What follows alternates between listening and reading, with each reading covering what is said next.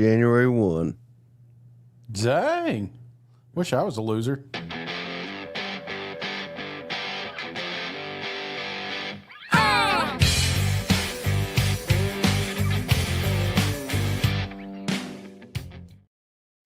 Welcome in, latest episode of that SEC podcast, special edition here on a Saturday. Shane, how's it going? How's it going, buddy? Hey, buddy, what's going on? Oh man, I figured because it's spur of the moment. Auburn, #1 Auburn just defeated #2 Alabama. So we wanted to hop on here. I thought it lived up to the hype. Shane, Yep. It was best damn game of the year, and then the team that's been #1 for the vast majority kind of flex their muscles and let it be known. I mean, we're being transparent with the audience. We've only been watching SEC basketball for about a month, but to me, I think it's Auburn and Florida and Alabama and at times Tennessee all look good. But to me, Shane, I think Auburn is a clear #1 right now. Yeah, and when they are hitting on all cylinders, that's when they're extremely dangerous. It's like some of the games that they did lose, it felt like you could make excuses because this and that. But by God, Mike, when they're on, they're dialed in. Bruce Pearl's, they may be going. So I don't know. I don't want to play them. I thought this would be a better game. I thought, honestly, maybe that's the problem. You build these games up. I mean, we've been building it up since last week, and then you just, unless it comes down the wire, you're not satisfied, So that's kind of what I got from this game. There was moments even toward the end of this, Bama could have got back into it, but they kept shooting themselves in the foot, couldn't make a three-pointer to save their damn lives. It was kind of dirty at times. Yeah, excellent point from my favorite Auburn fan, Shane. I swear this isn't my burner here. War Eagle, but Hugh Freeze sucks. That's his name.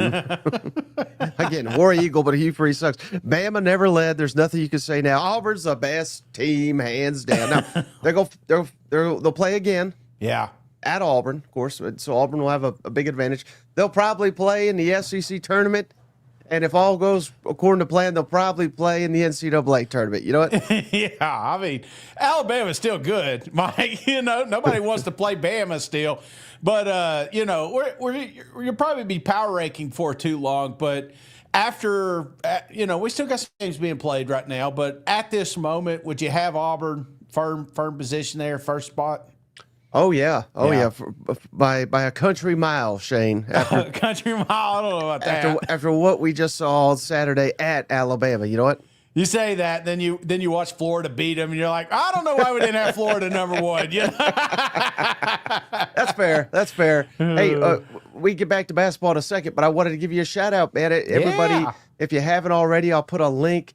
Shane, if you could do this, I'll puz it up there as soon as we're done. There'll be a little, you could just click where he's pointing and you can see it if you missed it. But the first edition of Big Cuz Duz has been universally praised. How did it feel putting that together, and what made you want to do it? It made me not want to do it ever again, Mike, because I just couldn't. The editing process, obviously, that took a long time. That's why I couldn't get it out sooner. But all in all, I've talked to several people that have already watched it, and they said they really enjoyed it. So I appreciate everybody that went on there and gave it a thumbs up. That really does mean a lot to me.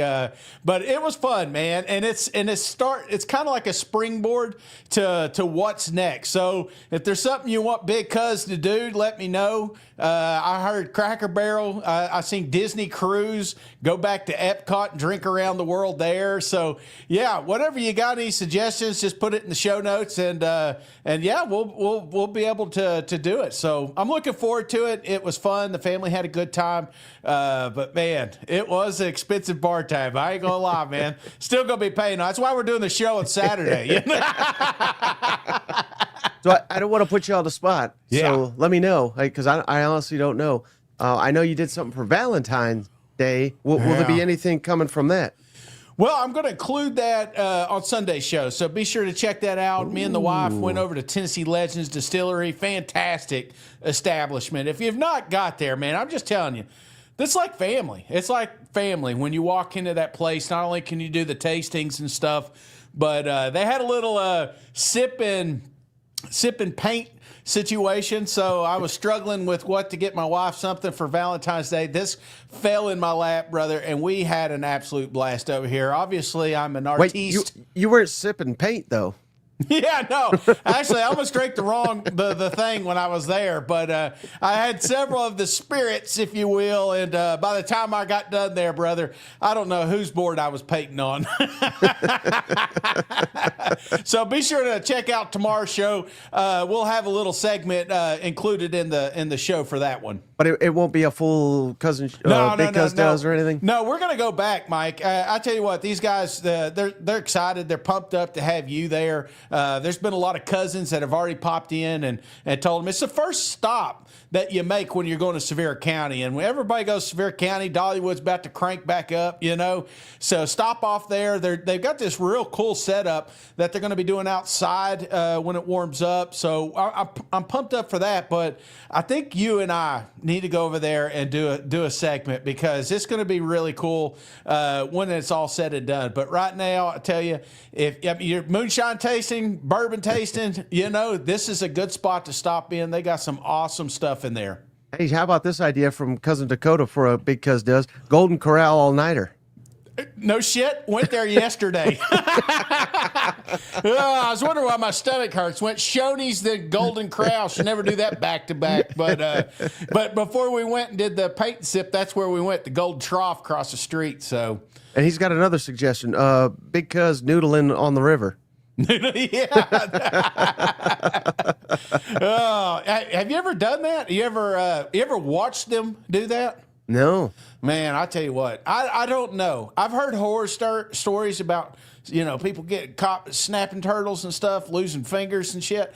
But my daughter absolutely loves it. My oldest, she went down there to a little place in Alabama, her and her boyfriend, and got pictures and stuff. And I'll tell you what, man, that is a damn extreme sport right there. Getting that big old catfish. Now this one's more up your alley. Have you ever heard of the 24-hour challenge in Waffle House? No. What's that? So you got to stay 24 hours in a Waffle House, but you can subtract each hour if you eat a waffle. That's it? I think that's what it is. I'm pretty sure. So yeah, if you eat, I'll be in there for 30 minutes. So if you could eat 23 waffles, you could leave in an hour. Oh. Does that make sense? Yeah, let's do that one. That one sounds fun. Yeah, let's do the Waffle House challenge. So let me get this straight. You sit in, and if you eat 24 waffles, you can just walk right out. Not that I'm going to eat 24 waffles, but right. Let's say I think that's easier said than done. I really do. Well, we're going to find out. I mean, they make pretty big waffles. If I get 12 in, then I got to sit there for 12 hours. Wow, man, this sounds challenging and a little scary. I like it. I like it, Mike. Okay, yeah, let's put that one on the list. Maybe we do that one next week. Yes, a lot of this. Be is sure what to we're trying tag to do. Waffle House. Yeah, we're trying to come up with some fun ways.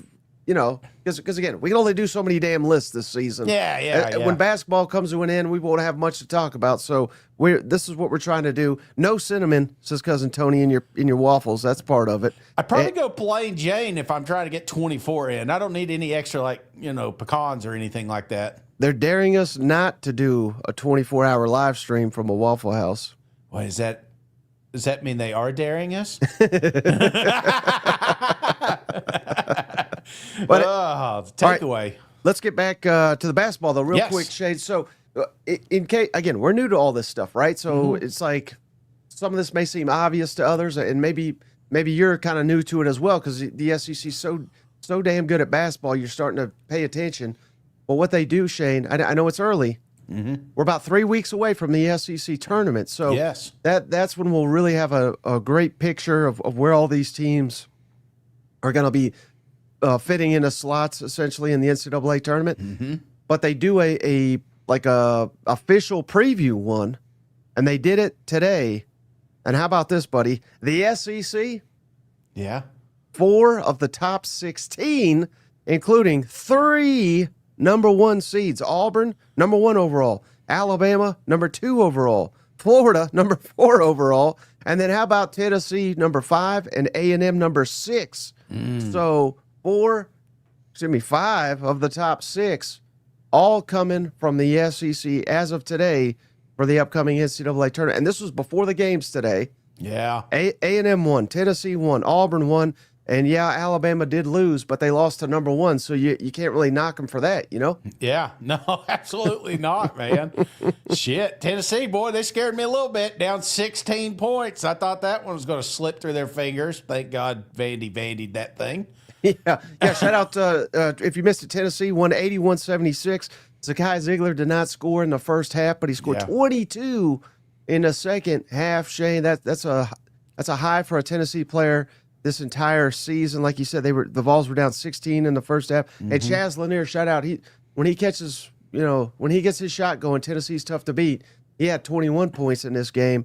It was kind of a must-win, I think, for Tennessee if they're going to keep this 2-seed talk up and coming. You know what? Well, and that's if you're following Tennessee, I think that's kind of where you're at. You're like, hey, man, if you can play like you did in the second half, you could beat anybody. You know, and I think, again, consistency, similar to college football, you know, it's just it's tougher for a lot of these programs, you know. I'm seeing more and more of it from the elite ones, like you mentioned earlier, but Tennessee's one of those fringe ones that can't decide if they want to be elite or if they just want to be competitive. Like, please, God, get to a Final Four, you know. This could be the year. Yeah, and another one, Shane, that it could be their year. Yeah.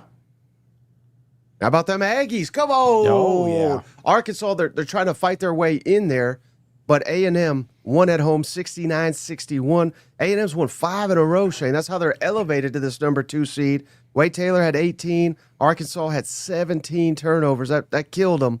Yeah. And Aggies outscored them 34-22 in the paint. That was a deciding factor in this one. And, you know, the SEC is far and away the best league.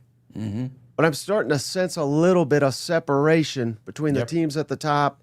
They're getting into tournament mode here, taking care of business, winning these games they're supposed to be winning. And that doesn't mean the other teams like Arkansas, and we'll get to Georgia in a second, doesn't mean they're not good. But I think the cream is rising, so to speak, right now. Well, I think, you know, Coach Cal even said after this game, you know, the good teams find a way to win when you're playing bad. And I felt like that's what A&M didn't have a great game, but they had a game that you're talking about, kind of tournament play. They find a way to win, will this thing to victory. So A&M's another dangerous fringe team that nobody really wants to play, man. And then one other one, Shane's secret love here. Mizzou, all the road, 87. Georgia, 74. How about this, Shane? Mizzou outscored them 49-33 in the second half. That's winning basketball.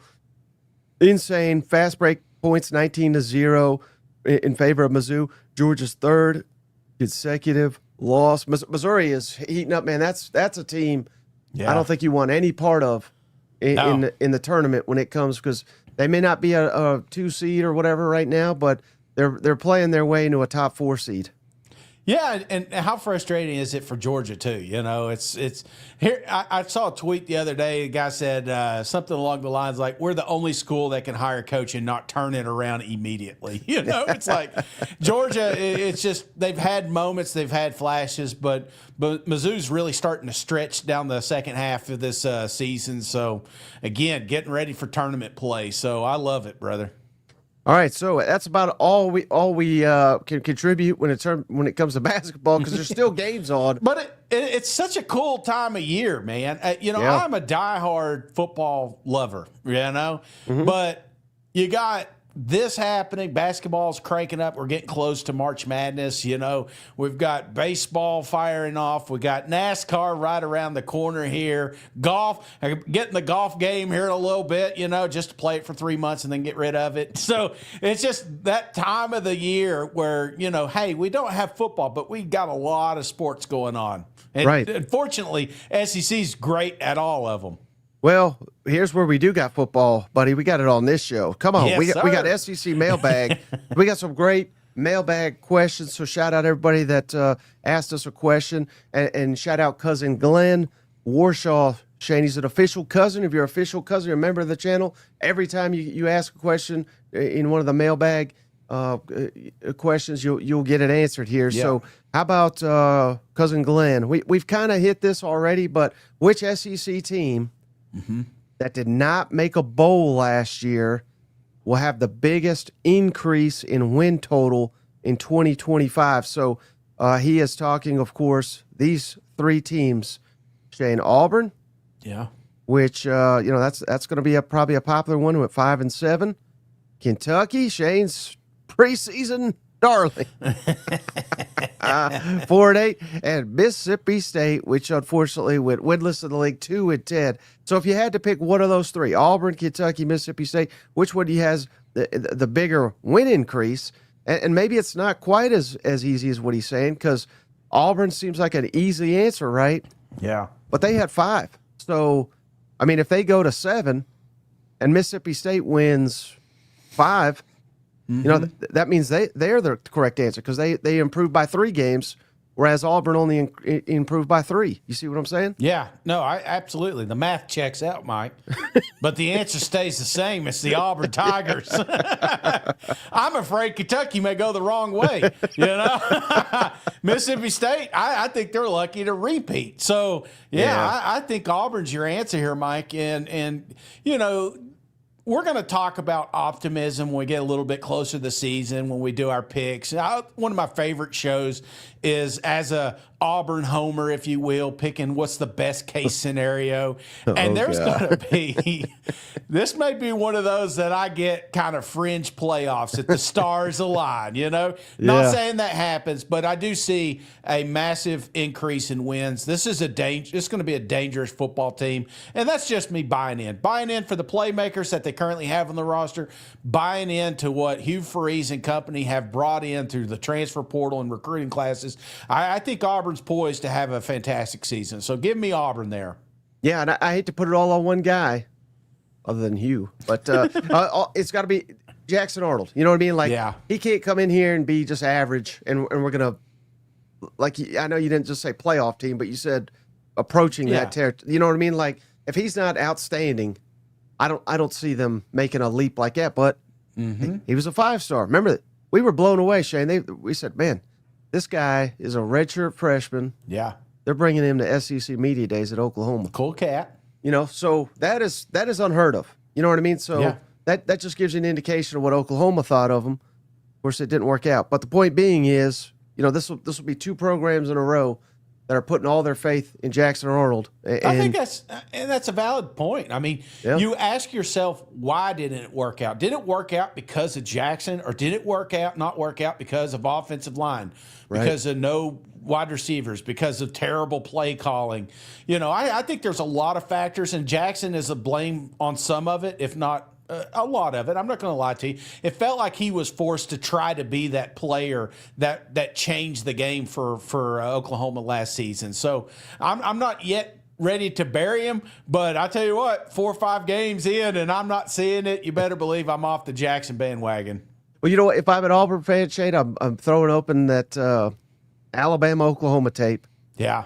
And I'm saying he whooped Alabama's ass, went up and down the field on him. You know what I mean? Yeah. So he might be one of the more underrated players. Skip the Missouri one, and the South Carolina.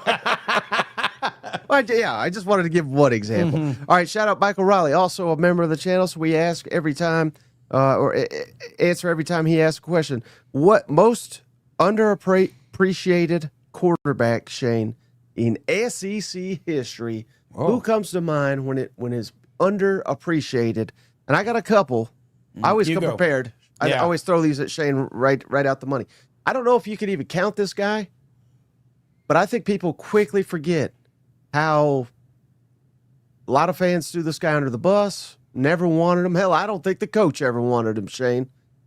Stetson Bennett, Georgia. I think he's going to, again, that was recently, so maybe that's not all time, but I think you get 10 years removed, 20 years removed. What happened? And I'm not saying this will happen, because I've said it many times, Shane. I think Kirby's got at least 1 or 2 more national championships, depending on how long he stays at Georgia. Well, what happens if they don't win one? And they go, 50, 60 years, and they have those 2, which you can never take that away from them. But all of a sudden, Stetson Bennett leading them to back-to-back national championships looks even more impressive. And again, remember, every offseason they tried to replace his ass. Yeah. That's a good one. And I think that's the important part is the replacing side of it. It was like they kept was it Daniels? What is his name? We don't even know. Didn't matter, but at the time, JT Daniels. I think we spent more time talking about him in that offseason pickup than the quarterback that ultimately won him a national championship, that took that 1980 joke off the plate. So you're right, man. And this is a tough list. This is one I probably should have done a little research on because I'm sure there's a handful of names here. I got a couple more. Okay. Well, I was thinking real quick too, Jalen. You just seen him win the Super Bowl. Yeah. I felt like there was moments that he kind of put Alabama on track to win national championships, to be part of those Bama dynasty that we're going to talk about Nick Saban about. So, yeah, I think Jalen is another one that I would consider on this list. Yeah, that's a great one. How about this? This guy, I know their fans love him. I don't know if the rest of the SEC, though, fully, wrap their head around how great this guy was for the university. But how about when I think of underappreciated quarterbacks in SEC history, the number one name that comes to mind for me is Connor Shaw down there at South Carolina. When you go back to back 11-win seasons under the great Steve Spurrier, and this was obviously different than Florida. They couldn't just throw it all over the yard. He was he was a warrior. He could run it, he could throw it, clutch as hell.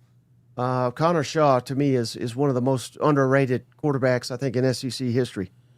Man, I'd like to have a Big Cuz Duz with him, Talk about drinking. I think that would be a fun one. But, I think, I'm trying to think of even Spitzer, I felt like was a little unappreciated for the success that South Carolina had. It could have been worse. That's the thing. It's like, I feel like the season could have been worse if you didn't have him there. I think of guys like Chris Leak, usually the ones before the Tim Tebow show up, you forget kind of who was there first. Man, there's a whole bunch, man. Someone said in the comments, they said Nick Marshall. Remember him at Auburn? He was really good. And then I got another wild card for you, Shane. I know you were.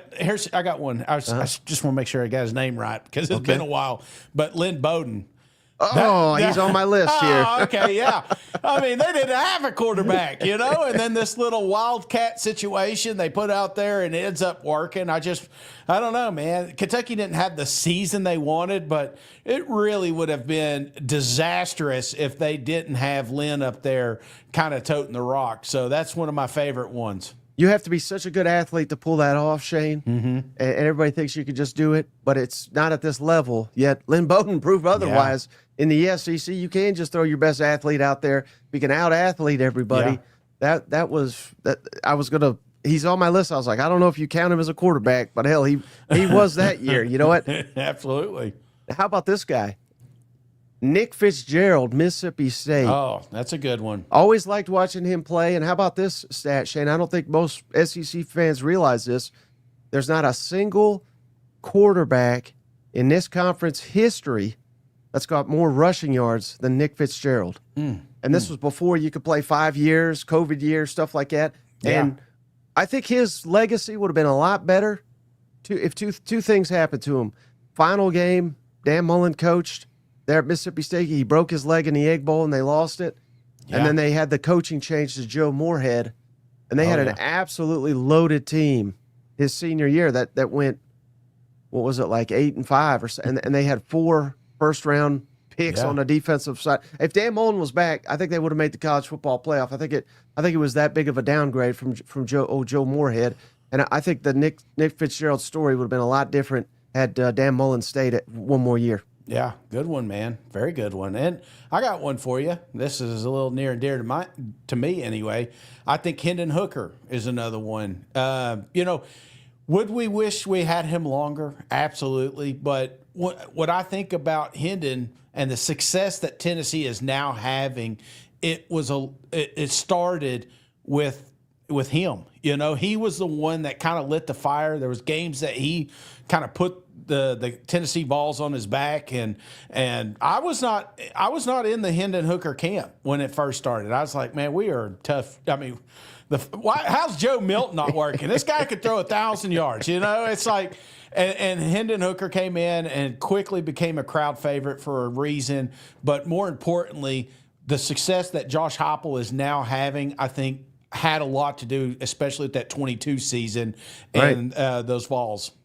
And then I got one more that I'm not putting them on this list today. But I'm saying 5 years from now, we can look back and say, you know what?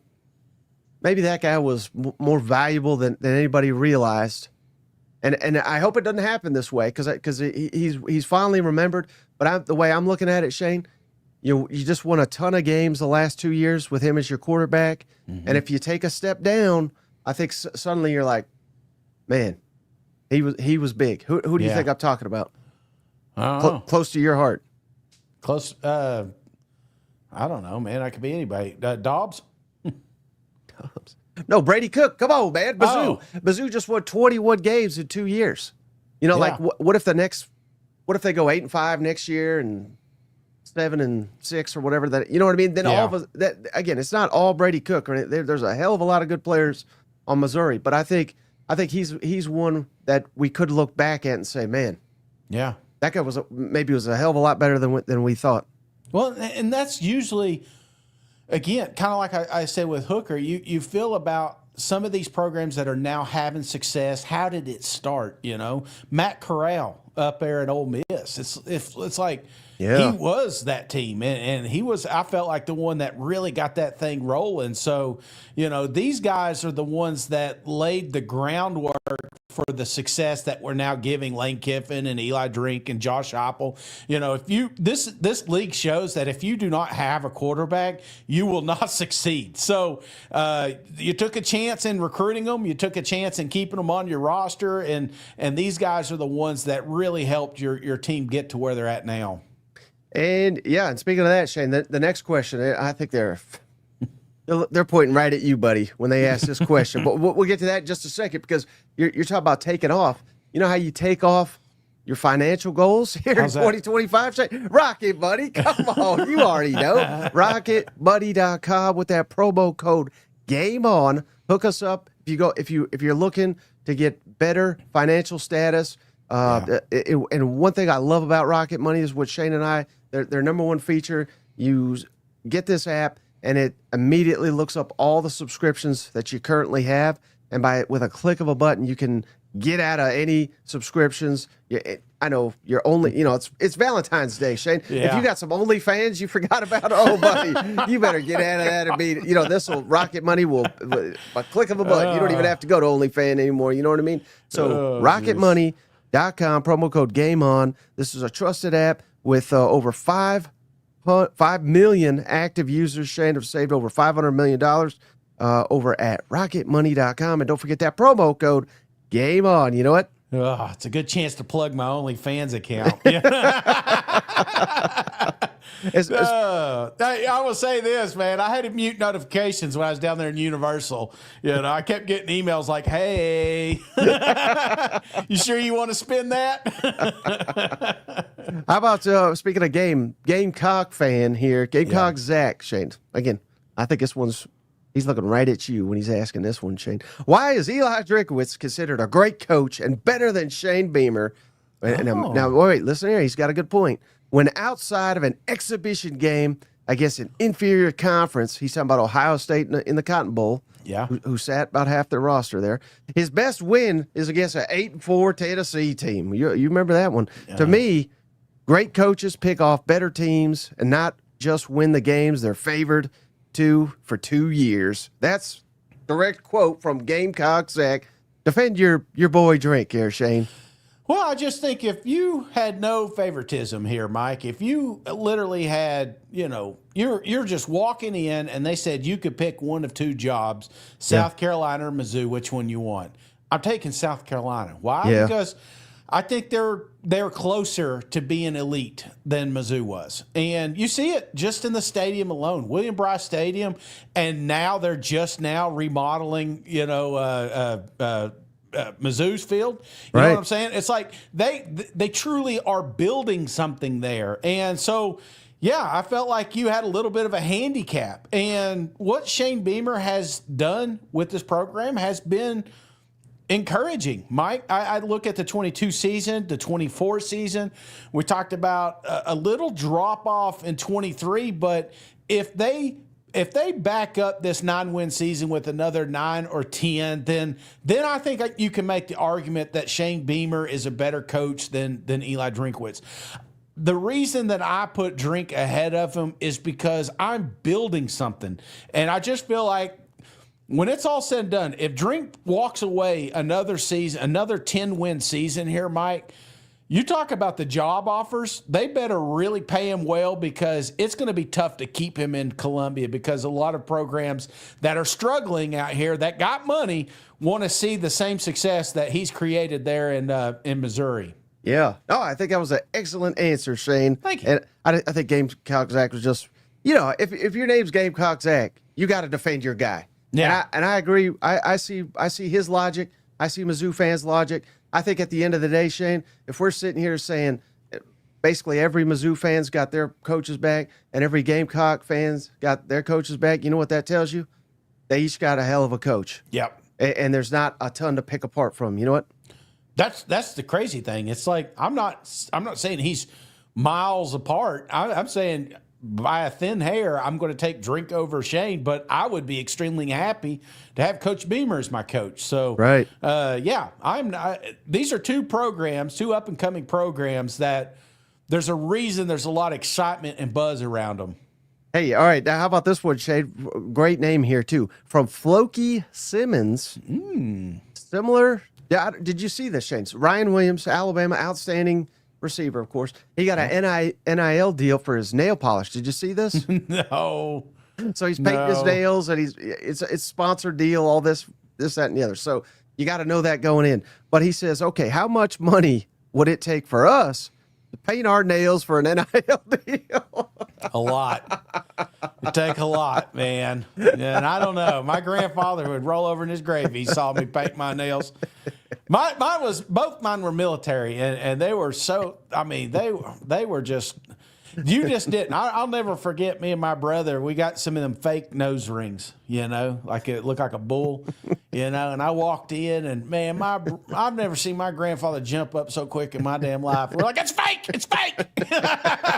He saw fingernails. Oh my gosh, he'd have a damn fit. So no, it take an absolute ton. Now I'm not going to say I'm not done. I got a house full of women. That's why I'm bald here, Mike. Yeah. So say I've never had fingernails painted, I'd be lying to you.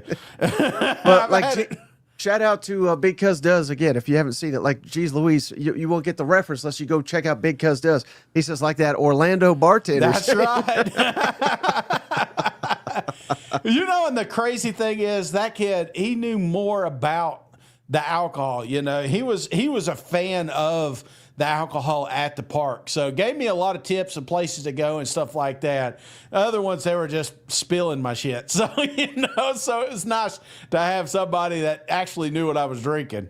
All right, how about this one from Just Joni? As a Vol fan and alumni, I've gotten pretty used to being disappointed year after year. Do either of you have any hope for Vol Nation in 2025? I feel like it's not going to happen. And if it doesn't, do you see any changes in the coaching? Oh man, we're firing coaches off the playoff. Come on now. No, and here's the success. And Mike, you got it up there on the screen. Yeah. If you're picking schedules to have in 2025, Tennessee is at, if not the top of that list, Mike. We're looking for those listeners at home. The toughest games that you would pencil in, obviously, would be Georgia at home, Bama on the road. I would say Arkansas because they did beat you last year, but you now have them at home. And then you pair that with a Vanderbilt game at home and the Florida Gators at the Swamp. So 10-2, you get in. I just feel like it's going to happen. Tennessee will always hover toward the top of the top 5 as long as they don't lose more than 2 games. And guess what? If they beat Bama or if they beat Georgia, then all that goes right out the window, and now you're in the dance. And it shows, man, just getting there. It's just like the tournament and March Madness. As long as you're in it, you have a chance to win it. And this is one of Shane's favorite graphics. He said, you cannot ever delete this. We're going to need this all year. So apologies if you're just listening back later, but this is every SEC team's 2025 opponents, how they did in 2024. And Missouri, by this metric, has the most favorable schedule in the SEC. Their opponents went 76-76, but Tennessee is right there with them. Tennessee's opponents for the upcoming year just went 77-75, which would be however you want to break this down, the 15th most difficult, which is this is where you want to be. You don't want to be Arkansas, who's got the toughest. You know what I mean? So, to Shane's point, schedule favors Tennessee, and maybe a big reason why. I was pretty stunned. I'm going to be honest with you, Shane. I was stunned when the over-unders, the first ones came out, and had Tennessee 9.5. Same as Georgia, same as Texas. I think a big part of that is the scheduling. Yeah, I think it is. And what if Nico does take that next step? What if these new receivers that we brought in are immediately successful? There are some concerns, offensive line, defense, but what if they're not as good as they were last year? There's continuity. You got to keep your coaching staff, but I don't know, man. I just feel like we have less questions than a lot of those other programs that are trying to compete for that outside playoff opportunity. So, yeah, I think Tennessee's this is it. If you're going to get in, this is a perfect season to do it. All right, we got another one, Shane. I'm going to throw up old Lane Kiffin here because he's got it rolling. Shout out Colin Moore Magic. Can Ole Miss become a top 10 recruiting school in the next 2 to 3 years? It's pretty clear that the money is there, and that's the critical part. So, I'm throwing this up here for all the success: 10 wins, 11 wins, 8 wins, 10 wins. That's the third most wins in the SEC in that span, behind only Georgia and Alabama. And it'll be difficult, certainly, to become top 10 in recruiting annually, but I think they have a great, certainly, track record, history of development. They're going to be sending a ton of guys to the NFL. They're having success on the field. And I would say normally, Shane, I think that's asking too much, because all these schools are borderline top 10 recruiters in the SEC. But Mississippi is a talent-rich state. But here's the difference, Shane, that I think, and this is a gift and a curse, but I think it's been used properly as a gift. What is one thing besides this Twitter and beside potential scandal? What is one thing whenever you think of Lane Kiffin and people that hate him, they're always going to say what? That he could leave at a moment's notice. You know what I mean? And that is, I think that is true. But at the same time, you know what that does, Shane? And I think it's proven the last several years with their NIL is not that he's unhappy, but I think he's looking at other jobs like an Auburn, like a Florida. And then all these Ole Miss fans say, well, how about this, coach? What do you want NIL? And if we raise that, will you stay? And I think that's happened many times. Yeah. And they have met whatever demand he's had, because I'm stunned, Shane. I'll be quite honest with you. I'm stunned that they missed the playoff, and then they've come back here and they got another elite portal class. Because I thought the people that were giving the money would have said, you didn't make a playoff, I'm not giving this damn thing. But they're just giving it to them again because they know how close they are. Yeah. And I know all these schools are going to be getting money now, but I still think with Lane Kiffin, with the threat of him leaving at any time, I think that will, as long as they keep winning at a high level, I think that will keep the money people at Ole Miss giving to where they can potentially pay to recruit in the top 10. Does that make sense? Yeah, absolutely. And it's kind of wild with when you talk about recruiting and the NIL and transfer portal. it feels like sometimes you got to pick one or have the other. Right. Now there's some that have the luxury of doing both, but even if your coach is being negatively recruited, that, hey, Lane's not going to be here in 2 years. Who gives a shit? If you're in the portal, I need you for 1 year. I'll tell you what, I'll be here for 25. Let's make it special. So right.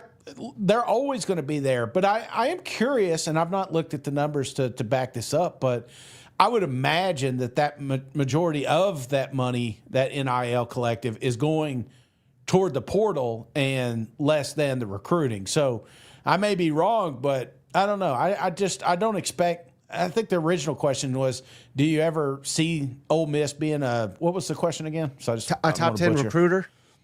I think that could be, and maybe the longer that Lane is there, the more you start seeing something like that. But at this moment, why do it when you can just take that top 5 recruiting class at this program and bring them to your school in 2 years when they're not getting the playing time they thought they were? Right. Yeah. I honestly, Shane, I think I'd rather have a top 15 recruiting class, top 20, and a top 5 transfer class. Yeah. I think I'd rather have that every year. No, absolutely. I mean, recruiting, you got to have it, and he's been doing good at it, but it's, for me, for some reason, it feels like it's a pick-choose thing. Yeah. And Lane's really good at the portal, so let's let him keep doing that. Hey, how about this one, Shay, from The Figler? What a name here. Which SEC team's going to win a natty next?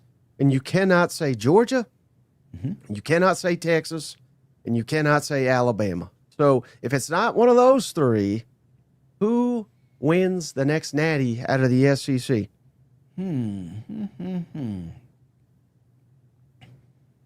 Well, I mean, a lot of orange in this room. I mean, when in Rome, I can't turn around and say, yeah, we're going to make a college football playoff off that schedule and say we can't compete for a national championship title. So I'd put Tennessee in there. I think it's a tier. I think Tennessee's in there. I think LSU could be in there. I definitely think stars align. A&M may have a chance, and if we give them time, type situation. But immediately, give me Tennessee 1A, LSU 1B. Oh, I named 4 teams, Shane. You almost nailed all of them. LSU, A&M, Tennessee, and Lane Whiffin. Come on, man, Ole Miss. I think they're in the conversation. I think they're there. So those are the 4. I'm right there with you. Ole Miss could. I like their schedule too. You got that one by any chance? Yes, sir. I think it's very favorable with the home and aways, especially. Yeah. Similar to the Tennessee talk, you got to win your home games. The toughest being LSU, South Carolina, Florida, maybe even Arkansas. But I think they will be favored. You tell me if I'm wrong, folks. I think that Ole Miss will be favored in every home game. It's Georgia State. We got to stop. We got to stop with the Georgia State SEC. I don't know why. Ole Miss probably lose it now that I said that. But Georgia State, Arkansas, Tulane, LSU, Washington State, South Carolina, Citadel, I think that is, and Florida. Again, I'm not guaranteeing you win all of them, but I'm saying they're going to be favored in all those, with the only exceptions, maybe LSU, maybe South Carolina, and maybe Florida if last season's hot streak just carries on. But I think Ole Miss will be favored in all of them. Yep. And then the away games at Kentucky, at Georgia, at Oklahoma, at Mississippi State, I think they're going to be favored at everyone but Georgia. Right. Yeah. So, I mean, they could be right there. Yeah, maybe I should put them at 1C there. I mean, it is very thin. The only reason I mention A&M is just, again, I love the money, man. I mean, it's just like a video game. You pick Texas because of recruiting. Now they're going to have NIL in the game. You pick them because they're going to have plenty of it. And if it doesn't work now, they'll find somebody, hopefully, that will make it work. So I'm not. Again, this isn't immediate, but I do think that that's an ideal program to win national championships. Okay, hey, one just for you, buddy. Shout out Jason's story here. When will that? Oh, wait, well, this is what I could take. When will they make rule changes for 2025? Hopefully, fixing the fake injuries and things of that nature. And yeah, that always happens in the middle of the summer, so it'll be July-ish. And what they're talking about, I think this is the way they're going to do it, Shane. If you get injured, you got to sit out the rest of the possession, with the exception of a quarterback. So a quarterback could get hurt. He's allowed to come back in the game. I think you could take a timeout and you could bring a player back, but they're just really trying to stop the faking of the injuries. Does that make sense? Yeah, I dig it. And then, so here's the part for you. How much easier? How much Joymode and Cracker Barrel because of Shane recommend for Valentine's? Oh man. It's a gift that keeps giving, you know. I bought my wife flowers today. 50 cents, Dollar G. You're welcome. No, I think the right answer is there's not enough, you know. So whatever it is, double the dose. And then we got another one from G's Louise. Valentine's special. Yeah. Did Cousin Shane get a girl some chocolates in elementary school? Did you ever do that? No, I was a fat kid. You know, I was just talking about this. You know how you always had the cards, like when you were a kid, you had to buy the packs of Spider-Man cards or whatever, and you handed them out. You know, I guess one year we did put some candies inside of it, so technically half the class received some chocolate. So I would say around third grade, fourth grade, somewhere around there. Now, I don't know if you remember, they made you do this or not, Shane, but I do remember this where, like, they made, like, if you were going to hand stuff out, at least they did in my school, you had to give one to everybody in the class. Yeah. And so I always felt like the girl I liked, when I got one, I was like, yes, you know, and then everyone got one. I'll never forget. It was 8th grade.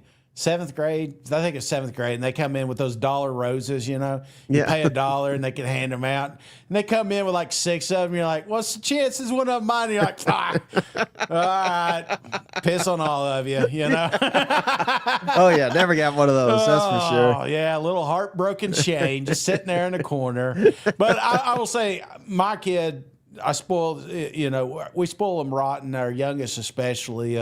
We got her some chocolate. I think there's a trend going on right now. It's called, it's like India chocolate. No, it's, you ever heard of it? It's like India chocolate. Not India chocolate. Help me out, listeners. It's like over What's unique about it? Apparently it's like chocolate / pistachio. It's from, what's that? Dubai chocolate. That's what it was.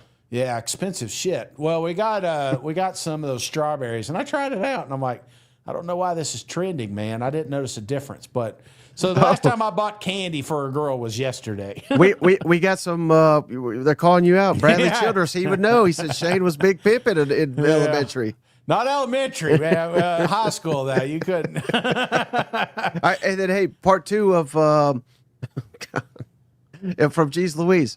And was Orlando Joymode for Valentine's? Oh, brother, I tell you what, there wasn't a lot of doing anything after that Universal trip, you know? Yeah. You saw my watch. I was probably 15,000 steps when it was all said and done, you know? I'm getting alerts. Somebody stole my Apple Watch. No, I didn't say that, but it felt like it. So, no, the next 2 days, my fat ass didn't leave the lazy river. Just got on a noodle and just went around, brother. Is this it, Shane? Appreciate you, alias. Yes, Dubai. Good old Dubai Cocoa here. So I've literally never heard of that. Now, to be fair, I'm not a strawberry. Here's one of the things I hate, Mike, is chocolate covered fruit. I think that's it's dumb. I mean, really? I think it's overrated. Chocolate covered strawberries, chocolate covered cherries, chocolate covered blueberries, any of that stuff. Now, if it's a dried out fruit, maybe I can get behind. Like I mentioned, the blueberries, those I can do. See, that's the thing, Shane. This is supposed to be a new year, new Shane. This is what you got to get adjusted to. You know what I mean? Like we got to stop eating just like a bowl of chocolate, and it's supposed to be like fruit with like sprinkled chocolate. You know what I mean? Or like I hear you because I was there my whole life, and like. like a small thing of cake. Yeah. With fruit is amazing to me now. Like cheesecake, I wouldn't touch a cheesecake. Let me see your fingernails. If I didn't have, let me see those fingers. I wouldn't touch it if it didn't have some fresh fruit. You know what I mean? Like you got to mix the two together, and that's how you get to like fruit. I don't like fruit. I don't like it. I will say this: start doing smoothies. Yeah. In the morning, I've been doing a little bit of that, so I like it chopped up fine. So I don't like taste it. Mike Andrews says Shane needs a chocolate tower. Damn. Golden Corral used to have it, and COVID ruined everything. One of my favorite spots was Hershey, Pennsylvania. We went up there to the chocolate factory. Yeah. Giant chocolate. I'd imagine it's not there anymore because of COVID. But, that was pretty damn cool. Did they let you jump in or anything like No. Willy Wonka? I mean, like you take a Rice Krispie treat and you stick it in there, or a strawberry, put it in there. But whatever, and that covers it up, and then you eat it. So that was pretty cool. It was funny because we came home, we got done. We bought like these 5-pound Hershey bars, and we were kind of like, oh, this was gonna be great for Mom. This was gonna be, and like we didn't give them any. We ate the whole. When it was all said and done, that chocolate. No, sorry, Mom, if you're listening. That didn't happen. I promise. I'll get you some. How about Cousin Tony says chocolate covered pork chops? No, that sounds. Well, no, hell no. Chocolate covered ribs. See, that's the thing. People get cute with chocolate. They want to put it in chili and shit. And it's like, why? What are you doing just to put it on your Instagram? It's like, this is not. Chocolate belongs like in a bar form on top of ice cream. I like chocolate fudge, not like chocolate Hershey syrup. I think that's a joke, but like the Smucker's kind that you got to heat up in the microwave. Yeah, that's like a hot fudge. That's pretty good. Well, I think we figured out the next Big Cuz. He's going back to Hershey. Oh, yeah. Chocolate covered blood pressure pills, Well, once we start talking chocolates and fruit, I think it's time to log off for the day. Got anything else, brother, before we hop off the line? No, thanks again for everybody checking out Big Cuz Duz. We got some other cool stuff coming out. Got a Rusty Manziel interview going to be coming out soon. Me and Rusty would crack up on a cold one, talk a little Georgia football. So be sure to check that out. Have those notifications on, man, because when we go live, you'll be notified, and you never know what's going to happen. I know football's kind of, we're in that weird area, but there's still a ton of content, and I appreciate everybody hanging out, and everybody enjoyed the basketball games. Looking forward to the tournament. That'll be, what you said, 3 weeks, so we'll most likely be down in Nashville doing some cool stuff down there, too. So look forward. If you're coming down for the tourney, maybe we can meet up and have a couple cold ones. We might need to do some Big Cuz Duz Nashville. Come on now. Hey, you name it, brother. You name it, son. I'm in. All right, buddy. Well, hey, that's going to do it for this episode. We appreciate each and every one of you, and we'll catch you on the next one. All right. See you guys. Go Vols. Hey, buddy. This beer's for you, Mike, and Cousin Shane. That SEC podcast loves the Pirate, and the Pirate loves that SEC podcast. Hail State.